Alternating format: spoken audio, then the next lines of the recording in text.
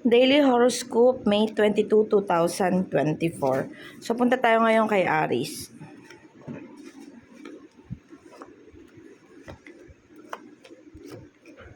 So, Aries, today mag-iingat tayo, Kasi may mga nakita ako dito na betrayal, masasaktan ka dito, lalo na sa mga relationship.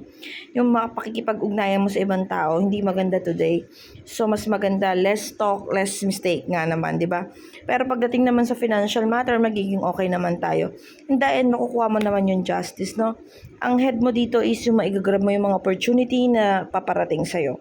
So, okay naman yun kapag regarding sa money matters, sa mga kaya lang nga mag-ingat tayo sa pakikipagkasundo ngayon, lalo sa mga taong nakapaligid sa atin, kasi may betrayal dito akong nakikita. So, dako naman tayo kay Libra.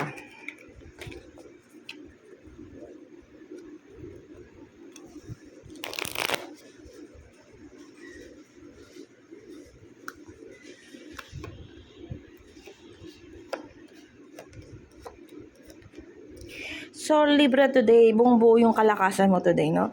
Energetic ka today, may mga kakayahan ka magawa yung mga dapat mong gawin today. Kaya lang nga, magkakaroon ng problema regarding sa mga taong nakapaligid sa atin, lalo na sa ating family, no? May mga bagay ngayon na pag-aalinlanganan natin or yung tawag doon, manghihinayang tayo. Pero don't worry, guided naman tayo ng universe, no? Kung iniisip mo na lost ka, it's okay kasi may paparating naman na bago sa'yo or may paparating naman na good luck sa'yo, no? Para naman dito tayo kay Taurus.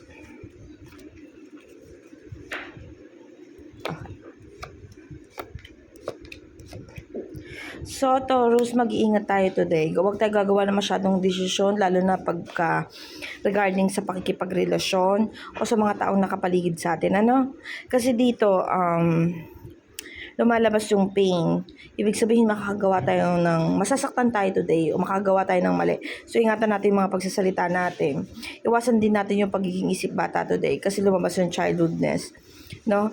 Tsaka, yun nga, mag-ingat tayo sa mga betrayal. Baka maaaring mapagchismisan ka ngayon, Taurus. Kaya mag-ingat-ingat mo today, no? Punta tayo ngayon kay Scorpio.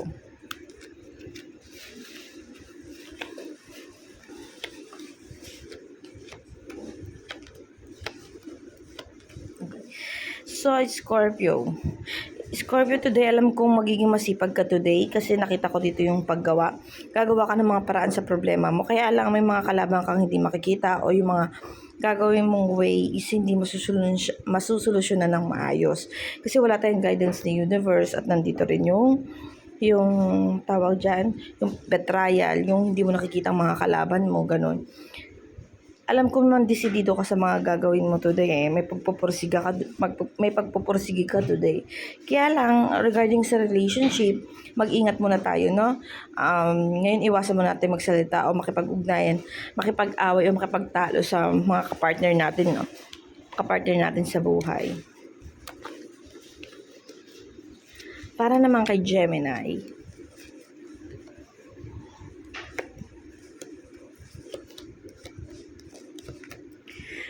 So, Gemini, no? Alam ko kung ikaw ay single na paparating na araw today, may makikilala ka today at mag-o-offer sa iyo yon. Kaya lang be careful, ha? Kasi masasaktan ka. Mag-iingat kayo, Gemini, mag-ingat po sa mga bibitawang salita at sa mga taong nakapaligid din sa atin, Magiging childless tayo ngayon, no? Aatake yung pagiging isip bata natin. Malabas kasi dito, eh. Kung may balak kang lumayo o gawin yung mga bagay na gusto mo outside your house o may kikitain kang tao, ituloy mo lang daw, magiging successful naman daw yun. Para naman kay Sagittarius. Wheel of Fortune. Sa Sagittarius, this is your day. Lumabas yung Wheel of Fortune. Ibig sabihin, mag-grow yung mga gusto mong gawin. Magagawa yung mga, kung gusto mo ngayon maghanap ng trabaho, magiging successful daw yun.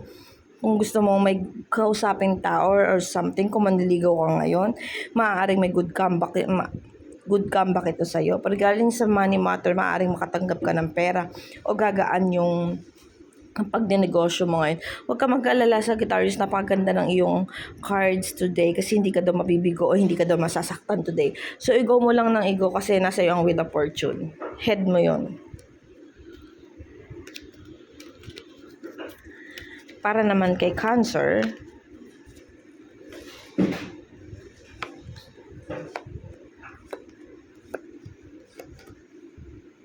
okay. So, Cancer, mag-ingat tayo, ano? May nakita ko dito kung babae na naninindigan, maaaring kung ikaw ay lalaking Cancer, ay nahihead pa rin o nauuna pa rin yung pananaw mo doon, no? Kailangan daw tayo magsigawa o magsikilos today. Puro pamamaraan ito. Puro sa paggawa. Alam mo kung ano yung mga dapat mong gawin. Alam mo yung mga dapat mong pinanghinayangan na. Pero this time to move daw po. Ito daw yung panahon para kumilos tayo. Kahit na alam mong meron kang kalaban na hindi mo nakikita. Or may mga bagay na hindi mo kayang solusyonan sa ngayon. Pero kailangan daw tayong kumilos.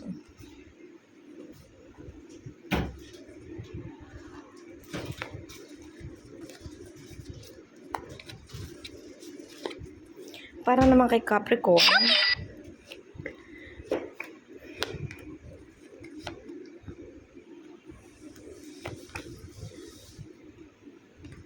so, Capricorn, laki ang money natin today, no? May kakayahan tayo magbigay sa tao. Baka today is may lalapit sa'yo at alam ko matutulungan mo yon regarding sa financial or sa ibang matter. Pero sa financial, magiging maluwag tayo ngayon, no? Nakita ko dito ang Wheel of Fortune. Ibig sabihin, lahat ng mga balak mong gawin ngayon ay magsasucess. Maliban na lamang daw kung hindi ka kikilos. So, ngayon, Capricorn, kailangan natin gumawa ng mga pamamaraan para sa atin kasi magiging okay yung gagawin mo ngayon, na sigarin mo na ngayon, Capricorn, kasi nasa sayo ang Wheel of Fortune. Dadako tayo kay Leo.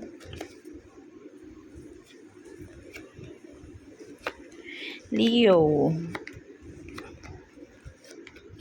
So, Leo, ang sabi dito, naguguluhan ka, marami kang bagay na gustong gawin pero hindi mo sisimulan. Kaya hindi mo natatapos yung mga bagay-bagay dahil na-attract ka uli sa ibang bagay na gawin. Regarding naman sa pera, maayos naman tayo at maalwal. Nakalagay din dito na may guidance tayo lalo na sa pera. May guidance ni Universe today. So, maaaring makatanggap tayo ng pera or mag-success ang magandang takbo ng ating mga negosyo today, or kung maghahanap ka ng trabaho, magiging okay yan today, no? Kaya lang, mag-ingat pa rin tayo, mag-ingat pa rin tayo sa mga ginagawa natin ngayon, lalo na sa mga taong nakapaligid sa atin. Kasi may nakita kong betrayal dito or something na pagchichismisan ka or anything, no? So, be careful po. Dadako tayo kay Aquarius.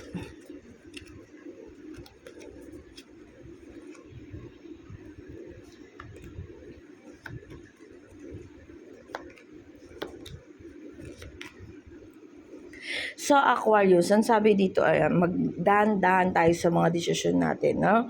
Huwag muna tayong pabigla-bigla. Kung maaaring ipagpaliban mo muna. Kasi yung mga major na desisyon mo ngayon ay hindi magiging successful, ano? May mga hahadlang sa mga gagawin mo ngayon.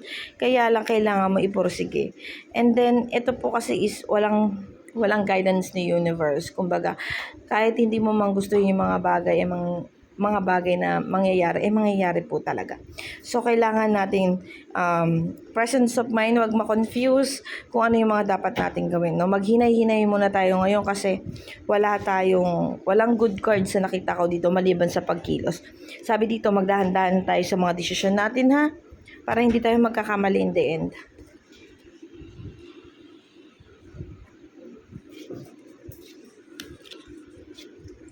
Para naman kay Virgo. Virgo.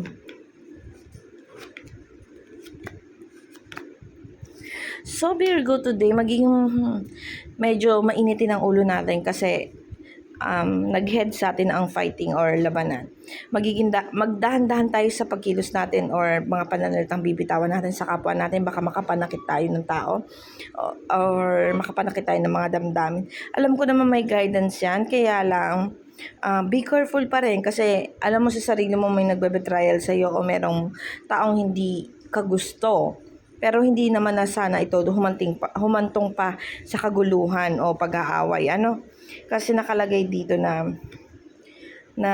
medyo hindi maganda ang araw mo today. Masyadong high blood, mainit tayo today. Virgo. So, dahan-dahan lang tayo ngayon. Wag mo nang magdesisyon ng malalaking bagay. Lalo na pag related sa mga taong nakapaligid sa atin. Especially pag lalaki. Kasi nakabaliktad ang king dito. So, especially pag lalaki, yung mga kasalumuha mo or kausap mo, maging mahinahan muna tayo today,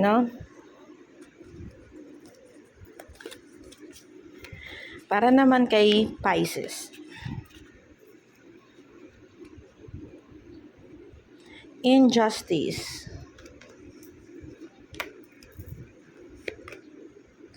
So, ngayon, Pisces, siguro hindi ito yung tamang panahon para makapag-desisyon tayo sa mga bagay kasi hindi uukma sa'yo si universe today. Wala kang guidance ni universe at injustice. So, hindi sa'yo papabor yung mga bagay-bagay today. Regarding din sa pera, medyo magtipid tayo kasi medyo kakapusin tayo. Nakita ko naman dito, nandiyan pa rin yung pamamaraan mo at gumagawa ka pa rin ng paraan para maging maayos yung lahat ngayon sa araw na to. Kaya lang, be careful pa rin sa mga taong nakapaligid sa atin dahil may betrayal akong nakita dito. Merong mga sigalot o merong mga taong naiinis sa'yo o naiingit sa'yo, kaya medyo maghinay-hinay tayo sa pagdedesisyon at pagtitiwala sa mga taong nakapaligid sa atin. So, ito lamang po ay isang guidance. Nasa sa inyo na po kung susundin nyo o hindi. Pero salamat po at salamat po sa patuloy na tumatangkilik dito sa spiritual guidance. Salamat po ulit.